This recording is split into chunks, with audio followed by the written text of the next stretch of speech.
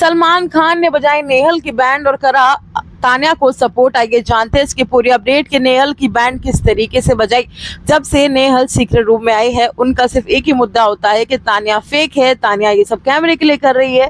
यही सारी बातें हमें सुनने को मिल रही है। लेकिन यहाँ सलमान खान ने तान्या को सपोर्ट करते हुए नेहल की बैंड बजाई और क्लास लगाई और कहा कि जब से आई हो तुम एक ही शख्स के पीछे पड़ गई हो, तान्या ये तान्या वो, तुम्हें और कोई नजर नहीं आ रहा है, तुम सब तान्या को ही टारगेट कर रही हो, जो कि बिल्कुल गलत है।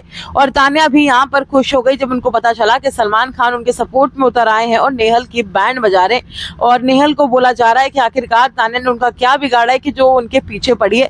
इसके बाद तान्या ने बताया कि नेहल उनसे जेलस फील होती है, इसलिए जब से आई है सिर्फ उन्हीं का नाम लेकर इस शो में दिखना चाहती है।